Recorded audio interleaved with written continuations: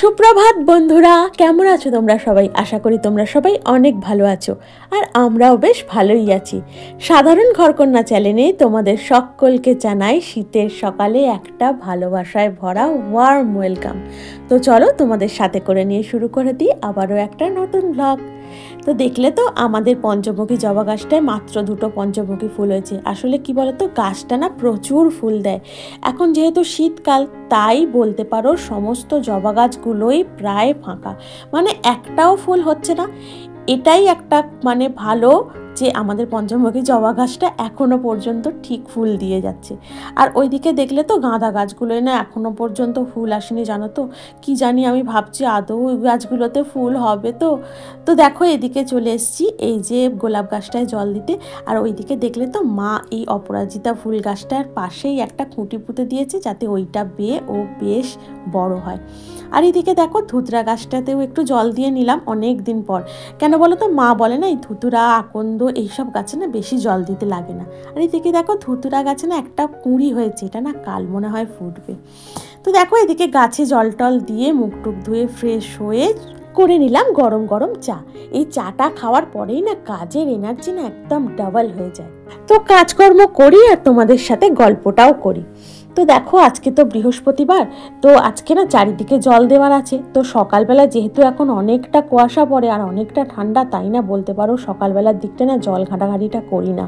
তো দেখো এদিকে ঘরের অর্ধেক কাজ সারার পর চলে এসেছি বাইরেটায়, মানে অর্ধেক কাজ কি প্রায় সমস্ত কিছুই সারা হয়ে গেছে, ঘরটাও মোছা কমপ্লিট হয়ে গেছে। আর চলে এসেছি একদম বাইরে, এই বাইরের সামনেটা মানে ফ্রন্টটা ভালোভাবে ঝাঁটফাট দিয়ে একটু জল দিয়ে দেবো, তাহলেই মোটামুটি বলতে পারো আমার বাসি কাজ সমস্ত কিছু A to Z কমপ্লিট হয়ে যাবে। আর আজকে জানো তো তোমাদের সাথে ঘরের কোনো ভিডিওই শেয়ার করতে পারলাম না। আসলে একটা ঘরে মনের বাপি ঘুমাচ্ছে আর একটা ঘরে মেয়ে পড়তে বসে গেছে। তো মেয়ে যে ঘরটায় পড়ছে না, সেই ঘরের বিছানাটা আমি কোনো রকমে একটু গুছিয়ে দিয়েছি, মানে ভালোভাবেও সেটা গোছানো হয়নি। আসলে ও পড়ছে তো, ওকে বারবার 14 বার যদি বলি যে নিচে নাম ওপরে ওঠ, তো ওর পড়াটাও ডিস্টার্ব হবে। আমি ভাবলাম যাক, ওতে একটু পরেই পড়তে বেরিয়ে যাবে, তখন আর একবার ভালোভাবে বিছানাটা পরিষ্কার করে নেব। তো দেখো এদিকে আজকে জল টল দেওয়াও কমপ্লিট হয়ে গেছে। কমপ্লিট করে নিয়ে আমি করে নিয়েছি স্নানটা সেরে এবার পুজোর দিকে যাব। আর শীতের যা ছোটবেলা, কিভাবে যে সময়টা কেটে যাচ্ছে বোঝাই যাচ্ছে না, জানো তো। তো জানো তো আজকেও না তোমাদের সাথে কিছু গল্প করব বা কিছু কথা শেয়ার করব, যেগুলো আমার জীবন দিয়ে না উপলব্ধি করা। তো জানো তো, আমি এর আগেও অনেকবার তোমাদের বলেছি যে একসাথে না কাউকে তুমি খুশি করতে পারবে না, আর খুশি করতে যাওয়াটা উচিতও না আমাদের। কিছু কিছু কথা বা কিছু কিছু জিনিস আমি অনেকটা দেরিতে হলেও বুঝতে পেরেছি, আবার কিছু কিছু জিনিস খুব তাড়াতাড়ি বুঝে গেছি। কিছু কিছু সেগুলোই তোমাদের সাথে আমি আজকে শেয়ার করব। আর দেখো স্কিন কেয়ার কমপ্লিট করে চলে এসেছি ওপরের ঘরে পুজোর দিকে। তো প্রথমেই আমি আমার মহাদেবের একটু সেবা দিয়ে নিলাম, তারপরেই আমি করব মা লক্ষ্মীর পুজো। কি বলতো, যত বয়স বেড়েছে, যত সংসারের সঙ্গে নিজেকে আবদ্ধ করে ফেলেছি, তত একটা কথাই জেনেছি যে আমি সবাইকে খুশি করতে পারবো না একসঙ্গে। হাজব্যান্ডকে খুশি করতে পারলে সন্তানকে পারবো না। হয়তো সন্তানকে খুশি করে ফেললাম, সেখানে শ্বশুরবাড়ির লোকেরা অখুশি হয়ে গেল। হয়তো শ্বশুরবাড়ির লোকেদের খুশি করে ফেললাম, সেখানে বাপের বাড়ির লোক অখুশি হয়ে গেল। হয়তো আমার বন্ধু বান্ধবদের মধ্যে কাউকে খুশি করতে গেলাম, তাদের মধ্যে কেউ অখুশি হয়ে গেল। সুতরাং আমার একার পক্ষে কখনো সম্ভব নয় সকলকে খুশি করা। আর সব থেকে বড় কথা হলো, কিছু কিছু মানুষ এমন আছে যাদের স্বয়ং ঈশ্বর ভগবানই খুশি করতে পারে না, তো আমরা তো মানুষ। তো দেখো তোমাদের সাথে কথা বলতে বলতে পুজোটাও কমপ্লিট।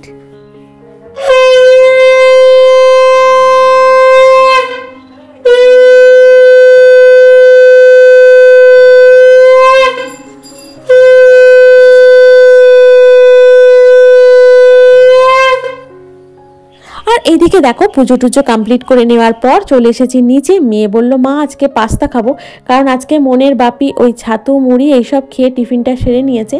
তাই আমার মেয়ের মায়ের 3 জনের জন্য করে নিয়েছিলাম পাস্তা। আর এর মধ্যে মানে মেয়ের পাস্তাটার মধ্যে ওপরে একটু দিয়ে দিয়েছিলাম মেয়োনিজ। তো দেখো এদিকে আমি দুপুরের রান্নাটাও বসিয়ে নিয়েছি।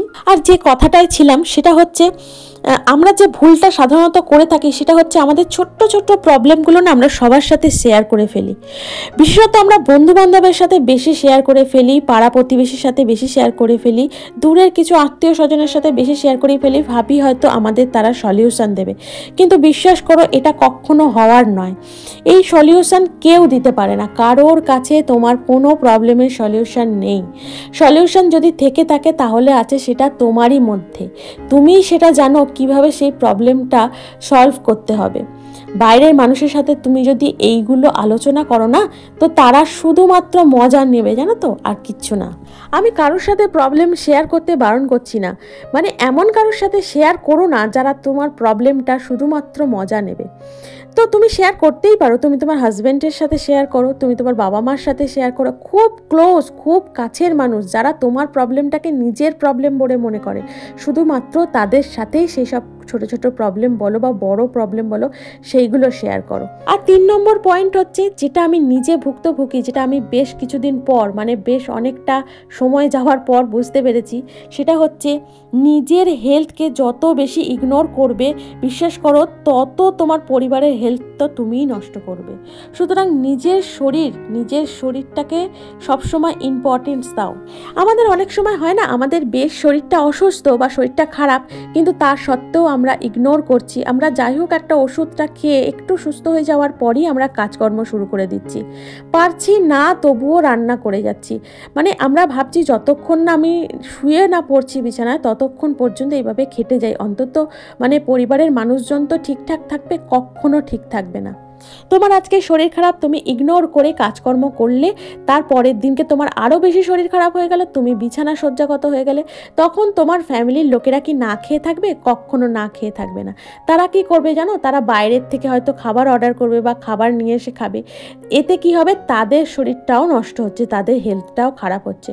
সুতরাং কি দরকার তোমার, যখন নিজের শরীরটা খুব অসুস্থ তখন তুমি রেস্ট নাও, 1 দিন 2 দিন তুমি রেস্ট নাও, তুমি নিজেকে দেখো, নিজেকে যত্ন করো, নিজের একটা প্রপার ট্রিটমেন্ট করাও, তারপর তুমি সংসারের সমস্ত কাজ দেখবে একদম ভালোভাবে করতে পারবে। আর যাদের ফ্যামিলিতে অনেক লোক, তাদের তো আর কথাই নেই। তারা কি বলবে জানো তো, যে ওষুধ খেয়ে তো বেশ 2 দিন কাজ করলে, আজকে শুয়ে পড়েছো কেন? এ হয়তো ইচ্ছা করে করছে, এই সবই ব্যাপার আর কি। তো সুতরাং নিজেকে আগে দেখো, নিজেকে আগে যত্ন নাও। আর এদিকে দেখো, তোমাদের সাথে গল্প করতে করতে আমার রান্নাটাও কমপ্লিট হয়ে গেছে, এদিকে গ্যাসটাও পরিষ্কার হয়ে গেছে, আর কড়াটড়াও তো দেখলে মাজা হয়ে গেছে, আর চলে এসেছি এই যে বেসিনটা পরিষ্কারের দিকে। আর আজকে রান্নার মেনুতে কি ছিল জানো? আজকে ছিল পেঁপে দিয়ে ডাল, আর ছিল মেথি শাক বেগুন দিয়ে ভাজা, আর করে নিয়েছিলাম শীতের একটা স্পেশাল আলুর দম। তো এই ছিল আজকে আমাদের দুপুরের লাঞ্চ। আর 4 নম্বর পয়েন্ট যেটা আমি উপলব্ধি করেছি, কি বলতো, কারোর সাথে যদি তোমার মনোমালিন্য হয় না, তবে সেটা সেখানেই মিটিয়ে দাও, সেটাকে জিয়ে রেখো না নিজের মধ্যে, সেটাকে কখনো মনে স্থান দিও না। এই খিচখিচানি, মানে মনে যদি তুমি তাকে স্থান দাও, তোমার মনে একটা খিচখিচানি থেকে যাবে। এইটা কিন্তু পরবর্তীকালে একটা ভয়ঙ্কর আকার ধারণ করবে, যেটা তোমাকে কোনো মতেই শান্তিতে থাকতে দেবে না। ছোট ছোট ব্যাপারগুলো সঙ্গে সঙ্গে মিটিয়ে ফেলো, মনের মধ্যে তাকে জায়গা দিও না। আর জানো তো, আমার নাই কাজকর্ম রান্নাবান্না করতে করতে বেশ ভালো গরম লাগছিল বেলার দিকে, তো আমি দেখেছো ফুল হাতা ম্যাক্সিটা না খুলে ফেলেছি, খুলে ফেলে একটা স্লিভলেস পরে আছি। তো বাদ বাকি কাজগুলো ওইটা পরেই করে নিলাম। আর কি বলো তো, বেসিনের কাজ করতে এলে না ঠিক ভিজে যায়। আর এদিকে দেখো, তোমাদের সাথে দেখা হচ্ছে একদম সন্ধ্যাবেলায়। আজকে যেহেতু বৃহস্পতিবার, তাই দিয়ে নিচ্ছি ধুনো। কি বলো তো, ধুনো দিলে না ঘরের মধ্যে একটা কেন কি সুন্দর স্মেল ছাড়ে না, এত সুন্দর গন্ধ দেয়, যেন মনে হয় না এইমাত্র জাস্ট পুজো হয়েছে। তো বলতে পারো প্রতি বৃহস্পতিবারই সন্ধ্যাবেলার দিকে আমি ঘরের মধ্যে একটু ধুনো দিয়ে দিই। তো তোমাদের সাথে শেয়ার করা হয় না, তো দেখো আজকে তোমাদের সাথে শেয়ার করে দিলাম। আর সবার শেষে একটা কথা বলি, আমরা তো দেখো সবার আগে মা, তো আমাদের সন্তান আছে, সেই সন্তানের সঙ্গে না আমাদের খুব ভালো একটা বন্ডিং তৈরি করতে হবে, খুব ভালো একটা কানেকশান মানে তৈরি করাটা না খুব প্রয়োজন ভবিষ্যতের জন্য। কি বলো তো, এখন আমাদের অল্প বয়স, এখন আমাদের রক্তের তেজ অনেকটা বেশি, কিন্তু কিছুদিন পর মানে ভবিষ্যতে যত আমরা বৃদ্ধ বয়সে পৌঁছাবো, তত দিনে আমাদের রক্তের জোরটাও না কমে যাবে, আর শিরধারাটা না বেঁকে যাবে, জানো তো। তো তখন আমাদের ভরসা, আশা বলো, ভরসা বলো, আমাদের লাঠি বলো, তখন আমাদের ওই সন্তানই হবে। তো তাদের যদি আমরা এখন থাকতে ভালোভাবে কেয়ার না করি, তাদের সাথে আমাদের যদি না একটা ভালোভাবে একটা বন্ডিং না কানেকশন না তৈরি হয়, তাহলে তারা কিভাবে আমাদের সেই বৃদ্ধ বয়সে সাহারা হবে। তাদের কাছ থেকে তো আমরা আশাটাও মানে বেকার, তাদের কাছে আশা করাটাও আমাদের বেকার হয়ে যাবে, যে অল্প বয়সে তাদের আমরা টাইম দিইনি, সময় দিইনি, তাদের সুশিক্ষায় মানুষ করিনি, তো ভবিষ্যৎটা কি হবে বলো। তো তো দেখো এদিকে আমাদের লুচি রানী চলে এসছে, আর ওইদিকে দেখলে তো গুড়কাঠি ঢালছিলাম, আর ও সমান এদিকে যাচ্ছে কখন আমাকে মা একটা দেবে, কখন আমাকে একটা দেবে। তো দেখো ওকে একটা দিতে ওর শান্তি। আর এদিকে দেখো এটা হলো আমাদের আজকে সন্ধ্যার টিফিন, একটু গুড়কাঠি বেজেছিল সেটা ঢেলে নিলাম, আর এদিকে চা করে নিয়েছিলাম। আর সব থেকে শেষে একটা কথা বলি, সেটা হচ্ছে যেটা আমি মনে প্রাণে বিশ্বাস করি, সেটা হচ্ছে তুমি যদি না নিজে নিজে খুশি থাকতে চাও, তাহলে মানে পৃথিবীর কোনো মানুষ তোমায় খুশি রাখতে পারবে না। খুশি থাকাটা সম্পূর্ণ নিজের ওপর, জানো তো। আর তোমাদের সাথে এই যে কথাগুলো এখন আলোচনা করলাম, এগুলো বিশ্বাস করো আমার জীবনের এগুলো অভিজ্ঞতা। আর এদিকে দেখো লুচি রানীর এখনো খেয়ে পোষায়নি, ও আরও খাবে। তো এবার রান্নার দিকে যেতে হবে, রাতের রান্না। শুভরাত্রি বন্ধুরা। তো আমার আজকে ভিডিওটা তোমরা দেখলে, তোমাদের যদি ভালো লেগে থাকে তাহলে অবশ্যই একটা লাইক করো, কমেন্ট করো, আমার চ্যানেলটিকে সাবস্ক্রাইব করে আমার পাশে থেকো। তো আমাদের মোটামুটি এখন সমস্ত কিছুই কমপ্লিট হয়ে গেছে, তো বাকি আছে একটু স্কিন কেয়ার করবো আর লম্বাভাবে টান টান করে ঘুম দেবো। তো চলো দেখা হচ্ছে তোমাদের সাথে আবারও পরবর্তী ব্লগে। ততক্ষণ পর্যন্ত তোমরা অনেক ভালো থেকো, অনেক সুস্থ থেকো গো। টাটা।